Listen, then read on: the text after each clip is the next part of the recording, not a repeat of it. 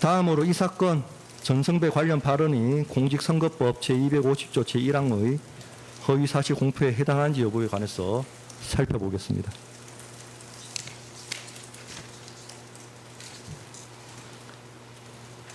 피고인은 이 사건 전성배 관련 발언이 자신의 인식에 관한 발언에 불과하여 허위사실 공표에 해당하지 않는다는 취지로 주장합니다. 특별검사가 기소한 이 사건 전성배 관련 발언은 전성배를 무속인으로서 알고 있었는지에 관한 피고인의 인식을 말하는 것이 아니라 전성배를 소개받은 경위, 배우자와 함께 만난 사실 유무라는 피고인 자신의 구체적인 과거 행적의 전부를 단정하는 진술입니다. 이는 검증 가능한 객관적인 사실에 관한 것으로서 피고인 자신의 과거 구체적 행적에 관한 진술이지 추상적인 의견 표명이나 순수한 주관적인 인식을 밝히는 것에 그치는 것이 아닙니다. 특히 피고인이 2013년 12월경부터 배우자 김건희를 통하여 전성배를 알게 되어 자신의 검찰 내 징계 및 자천 상황에 관한 조언을 받았고, 김건희는 2016년 말 윤석열의 특검 파견 무력과 2020년 추미애와의 갈등 국면에서도 전성배로부터 관련 언급을 들어온 점,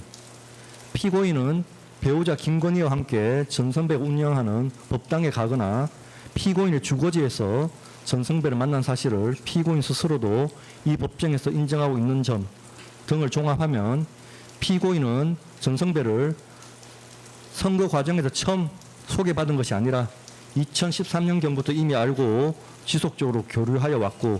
그 교류에는 배우자 김건희도 함께 하였던 사실이 인정됩니다.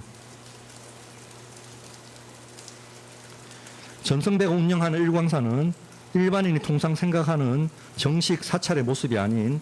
단독 주택 2층에 위치하고 있고, 전성배는 배우자가 있는 사람이며 부처님 상이 아니라 자신의 돌아가신 어머니의 상을 모신 방에서 방문객에게 돈을 받고 점을 봐주었습니다.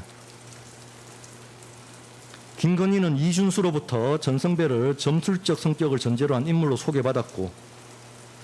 전성배가 실제로 한 언급 역시 인물의 운세나 관계의 기륭을 논하는 것으로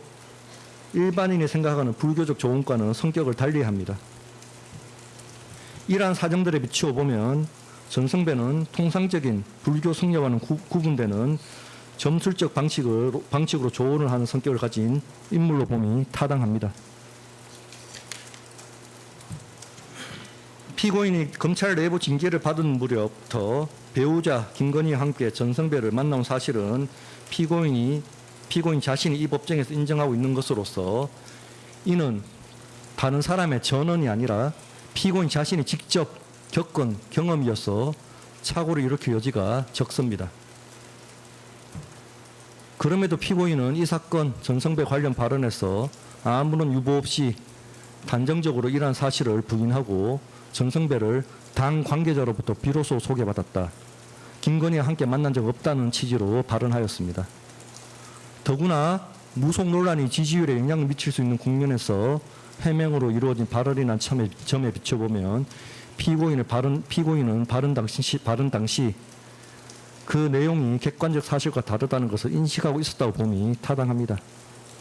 따라서 피고인에게 허위사실 공표에 관한 고의도 인정됩니다.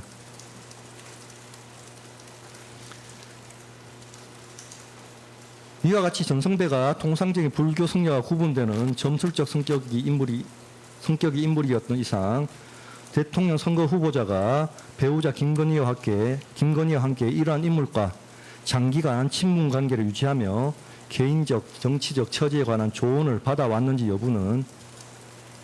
후보자가 국정 운영에 있어 합리적 판단이 아닌 비공식적 영향력에 의존할 가능성과 직결되는 사항으로서 후보자의 자질, 성품, 능력 등에 관련하여 선거인 후보자에 대한 공정한 판단에 영향을 줄 만한 행위에 해당됩니다. 그렇다면 이 사건 전성배 관련 발언은 공직선거법 제250조 제1항이 규정한 허위사실 공표죄에 해당됩니다.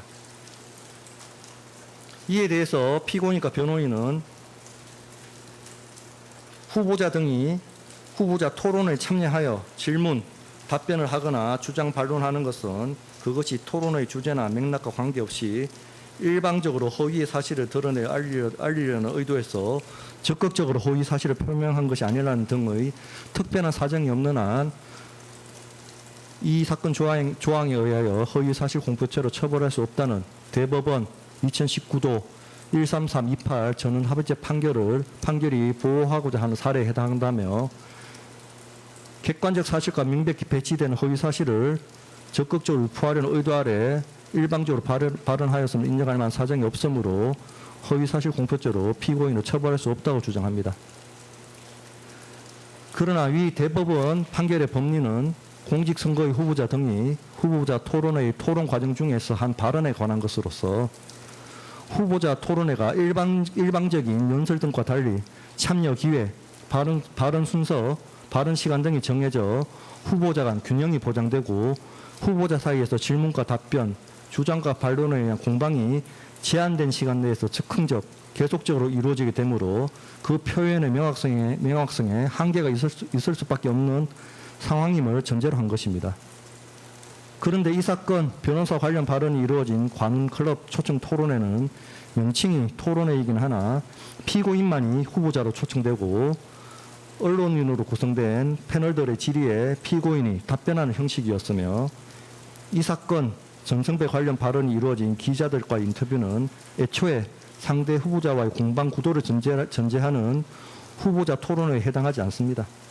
따라서 위 대법원 판결의 법리가 이 사건에 그대로 적용될 수는 없기 때문에 이 부분 주장은 받아들이지 않습니다.